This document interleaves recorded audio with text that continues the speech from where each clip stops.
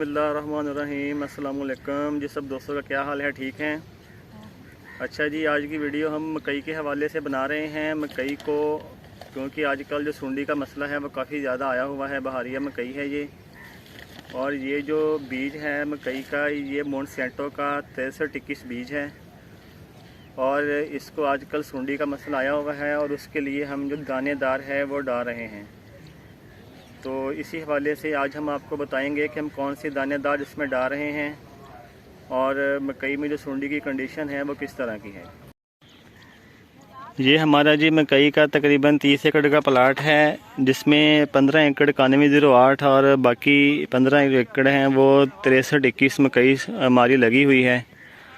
और इसको हमारे 3 पानी जो पहले हैं वो लग चुके हैं, जिसमें हमने तीसरे पानी में इसको डीएपी और यूरिया फ्लड की थी, और वो आपको मैंने पिछली वीडियो में उसकी इन्फॉर्मेशन दी थी।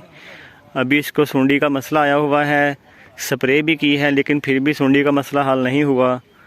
अभी हम इसको जो दानेदार है वो डलवा रहे हैं, और दानेदार डालने के बाद हम इसको आगे अमोनियम सल्फेट की एप्लीकेशन और चौथा पानी लगाएंगे जी। तो हम ये केंजो कंपनी की सफ़ायर के नाम से दानेदार है, ये हम डाल रहे हैं जी।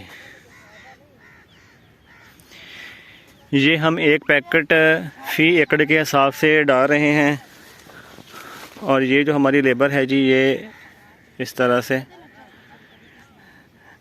दानेदार एक एक पौधे में डाली जा रही है। अच्छा जी, मकई की फसल को जब सुंडी आती है तो ये जो फाल आर्मी बरम होता है सुंडी, ये थोड़ी सी बड़ी साइज़ में सुंडी होती है, और ये एक सीक्वेंस से नहीं आती, बल्कि ये पैचेस की शक्ल में मकई पर हमला करती है। मतलब पौधे बीच में साफ़ भी होते हैं, और जहाँ पर ये हमला करती है वहाँ 2-3 पौधे इकट्ठे आ जाते हैं फाल आर्मी बरम के। तो उसके लिए बेहतर यही है कि स्प्रे की बजाय जो दानेदार है उसका इंतखाब किया जाए, तो इसके रिज़ल्ट अच्छे आते हैं और सुंडी पर बेहतर कंट्रोल होता है। मकई में जब दानेदार डालने का मरहला आता है तो उसमें इस बात का ज़रूर ख्याल रखना चाहिए कि आपका कोई पौधा इसमें मिस नहीं होना चाहिए।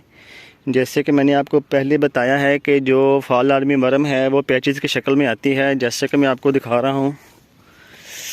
ये पौधा है जी, ये पौधा, और जी आगे 2 पौधे ये इकट्ठे हैं, और आगे इसके मकई बिल्कुल साफ़ खड़ी है। तो इसमें ये होता है कि जो दानेदार दवाई है वो हर पौधे में जानी चाहिए, चाहे पौधा साफ़ हो, छोटा हो, या उसमें सुंडी का अटैक हो।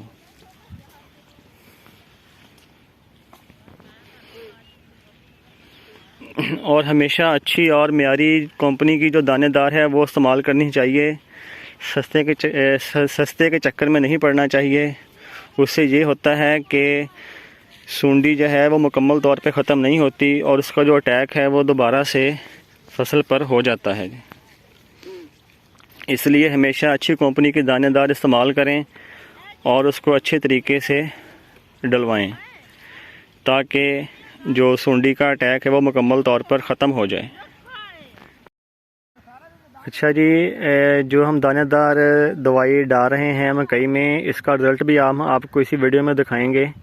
सुबह जो हमने 8 बजे शुरू किया था दानेदार डालना, जो कि केंजो की सफ़ायर के नाम से है, तो अभी जो है तकरीबन 2:30 बजे का टाइम है शाम का।